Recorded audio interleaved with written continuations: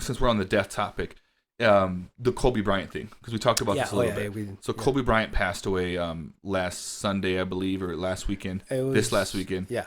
From a helicopter crash. It was on my birthday, actually. Over Calabasas, yeah. And it's like I was helping a buddy, Abby, move. Who was moving into his new house.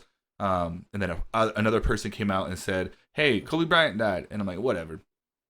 That's not real. Did you check it?" Because I saw one time that like Nicolas Cage died. Yeah. Like everyone was like, "Oh my god!" Yeah. Like, and then I heard that about. And then I googled it, and he didn't die. It was just some weird post. And so I'm like, "Dude, you got caught." And then I googled.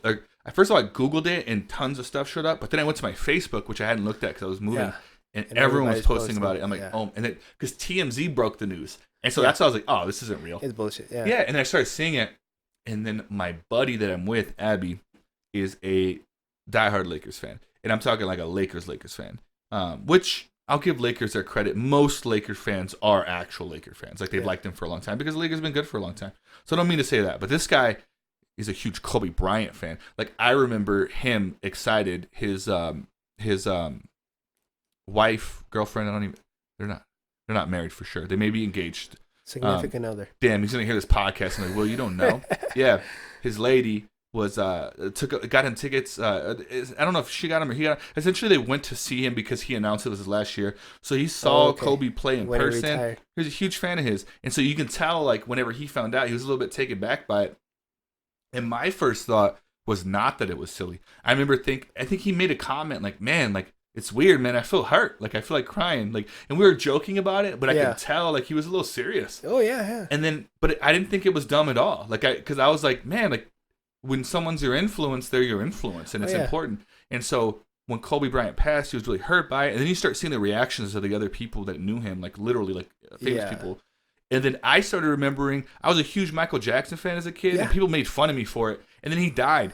And then my friends called me at my job, and they're like, "Hey, man, are you sitting down?" I was like, "What?" "Dude, Michael Jackson died." Yeah. And we joked about it way back in the day when he died, but I really was hurt. And I remember thinking, like, no one's going to understand this, dude. Like, this dude. Yeah. And Michael Jackson did not have the best reputation. He was going through all that child stuff. And so, like, it was weird to be a Michael Jackson fan. He dies. All of a sudden, everybody's a Michael Jackson fan. And it was kind of weird. But I remember that feeling of like, man, like, this is one of my idols. I liked his music. I liked how that he was empowering. I liked that he talked about like color, being someone who was really black, and then his skin lightened, but he's still a black guy and he struggled with both sides. I always respected that. Yeah. I always think that, you know what I mean? I always thought that was interesting. Him as a person, he's a captivating figure. You know what I mean? He would dance and people would faint at his concerts. Man, I'm like, God, how powerful is this super one man? Talented. That guy was just ridiculously talented. What he did, definitely. I mean, singing, dancing. But it's weird how we value that because we relate it to things that we can't do almost. Yeah. And so Kobe was this guy, and then so Kobe passed away. I kind of saw that, and then I think, and of course we find out later. The first thing was that I felt bad for his family because they're going to have to grow up without him. Yeah, and then we found out that his daughter was on the helicopter too, a 13-year-old daughter.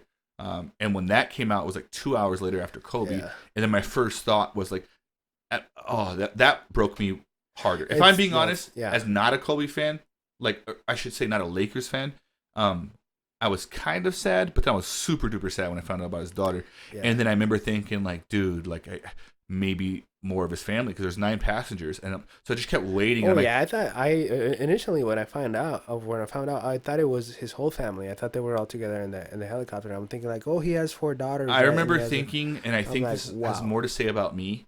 And I hate saying this out loud, but I have to be honest.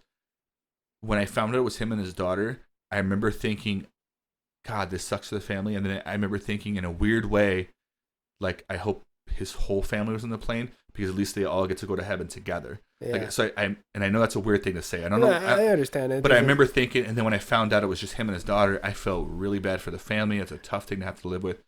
Anyways, I had tons of emotions about it, just on a human level. Like, you don't want to lose people. Yeah. Definitely don't want to lose a 13-year-old person who hasn't become a human being yet, like, fully. And then you get a guy like Kobe, who I think was 41 or 42, who had been a full human as a basketball player, but was just starting to tap into that other side of him. 41 is nothing, man. I mean, come on. If you're talking about basketball players, that's considered old, but in human years, that's super young, man. Like, as human beings, he's fine. A dude could still out sprint me. You know, he could do he's smarter than me, more competitive. He's a lot of better things. You know what I mean?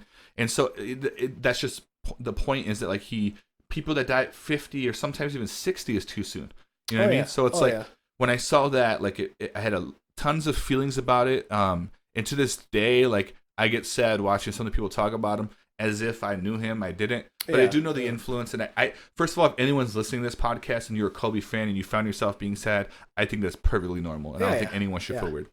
Definitely, yeah. I mean, it all depends on who you are and what kind of background and what kind of what you were brought up with. I mean, unfortunately for myself, I've never been a fan of basketball. Not because I don't like the sport, not because I don't like So the you have a player. cool perspective I because never you grew up didn't, on it. everyone knows who Kobe is, but you weren't a basketball fan. Yeah. What did you feel like whenever you heard about Well, it? I mean, to me, Kobe was more of an influential figure as far as like a celebrity, right? His celebrity and what he did to me was not, I mean, in my world, it wasn't basketball related. It was more like, oh, he's a cool dude, man. Yeah. He's done all these things, and he made that movie about like the animation. And it was really cool. And I haven't watched it, but I I watched think it was called Dear Basketball. yeah, I What an watched the Oscar for that. clips, and I'm like, oh my god, that's really cool. Like that to me was impactful, right, in my own life because of my background and because of what I grew up doing.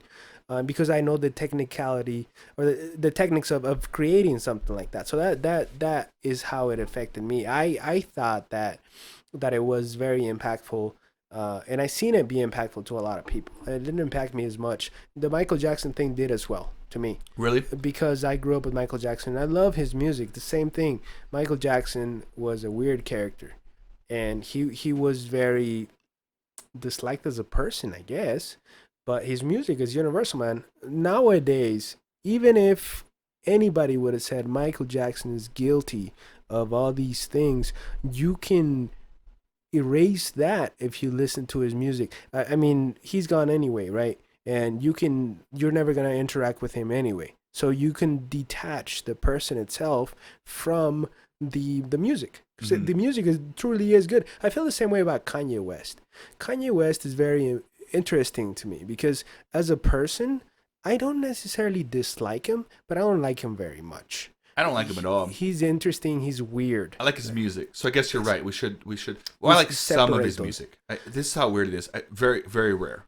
And you know what I hate is Kanye fans will defend him to the death. Yeah. He'll straight up embarrass his fans. He'll do things. He'll literally say, "I don't give a fuck about my fans." He said things like this. People are like, "Dude, he's just genius." That's what geniuses say. And I'm like, dude, whatever, dude. That guy's so outlandish, man. Yeah, he's full of himself. Well, you have to respect a guy that first of all is marketed himself very well and is become way famous before he ever even got with Kim, so no one can blame it on that. He was famous for producing before he ever did music, and I can show you tons of old ciphers where he actually was killing he's it. good, yeah. He is lyrical. He's a good voice, good delivery. He just got so he's weird, undoubtedly man. talented.